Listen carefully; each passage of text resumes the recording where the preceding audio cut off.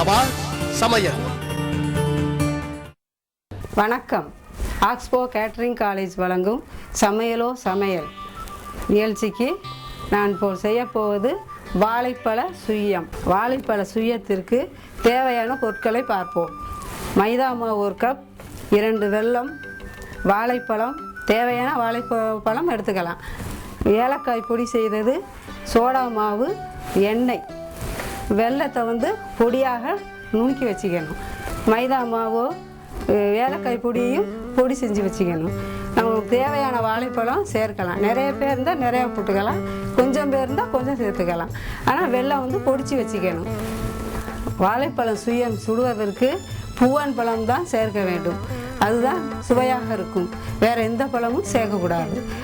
வாழைப்பழ சுயத்திற்கு பூவன் பழம் தான் நன்றாக இருக்கும். 1 கப் மைதா மாவு, கொஞ்சம் பொடித்த வெல்லம், சிறிது ஏலக்காய் பவுடர், சிறிது உப்பு, சிறிது சோடா மாவு, 2 வாழைப்பழம், இதெல்லாம் போட்டு சிறிது தண்ணீர் ஊற்றி பிணைய வேண்டும். தேவையான அளவு தண்ணீர் ஊற்ற வேண்டும். கெட்டியாக பிணைந்து கொள்ள வேண்டும்.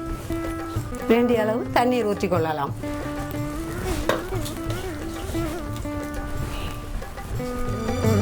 மைதா மாவு, பொடித்த வெல்லம், ஏலக்காய் பொடி, சிறிது உப்பு, வாழைப்பழம் 2 எல்லாம் சேர்த்து நம்ம பிணைஞ்சிட்டோம். அது ஒரு பக்குவத்துக்கு வந்துருச்சு. நம்ம உடனே இது போட்டு எடுத்துடலாம். எண்ணெய் சூடான பின் உடனே பொரித்து எடுத்து விடலாம். இது சிம்பிளான ஸ்வீட்டு. குழந்தைகளுக்கும் இது ஏற்ற உணவு. மாலை நேர சிற்றுண்டியாக நாம் இதை தயார் பண்ணி குழந்தைகளுக்கு கொடுக்கலாம். வானில் வைத்து எண்ணெய் சூடாகிவிட்டது. நாம் சிறு சிறு உருண்டைகளாக இதை போட்டு பொன்னிறமாக வறுத்து எடுக்கலாம்.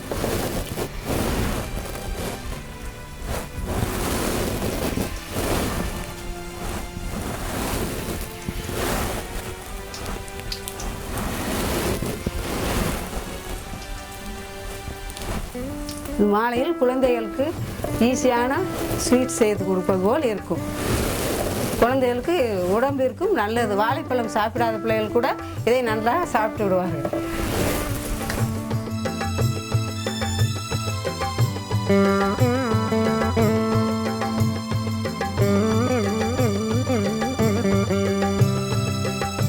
வாழைப்பழ சுய்யம் ரெடி.